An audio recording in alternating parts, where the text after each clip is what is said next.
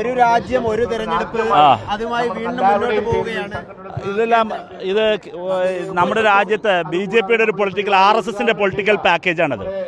ഒരു രാഷ്ട്രം, ഒരു ഭാഷ, ഒരു സംസ്കാരം എല്ലാം ഏകശിലാത്മകമായ ഒരു രാഷ്ട്രത്തെ അവർ നിർമ്മിച്ചെടുക്കാൻ ശ്രമിക്കുകയാണ്. അത് RSSന്റെ അജണ്ടയാണ്. നമ്മുടെ രാജ്യത്തിൻ്റെ വൈവിധ്യങ്ങളെ ഇല്ലാതാക്കുക. അതാണ് ഭാഷ. ഒരു ഭാഷ ഇമ്പോസ് ചെയ്യാൻ ശ്രമിക്കുന്നു, വ്യത്യസ്ത ഭാഷകൾ ഇല്ലാതാക്കാൻ നോക്കുന്നു.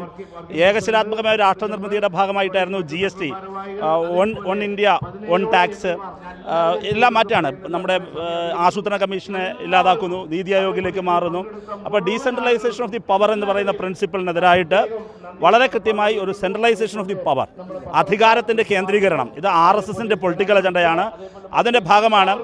ദൂരവ്യാപകമായ പ്രത്യാഘാതം ഇക്കാര്യത്തിൽ ഉണ്ടാകും. അതുകൊണ്ട് തന്നെ വളരെ ശക്തമായി ഇക്കാര്യത്തിൽ പ്രതിഷേധം ഉയർന്നു വരണം. ഇത് നടക്കാൻ പോകുന്നില്ല. രാജ്യത്തിൻ്റെ ആകെ പ്രതിഷേധം ഇക്കാര്യത്തിൽ ഉയർന്നു വരും. ഒരുപാട് നിയമപരമായ കടമകൾ കടക്കേണ്ടതുണ്ട്. അപ്പോൾ ഒരു പൊളിറ്റിക്കൽ പാക്കേജായി കൊണ്ടുവരുമ്പോൾ പാർലമെൻറ്റിനകത്തും പുറത്തും ഇതിനെതിരെ എല്ലാ ജനാധിപത്യ ശക്തികളെയും ഒരുമിച്ച് ചേർത്തുകൊണ്ട് പോരാടും.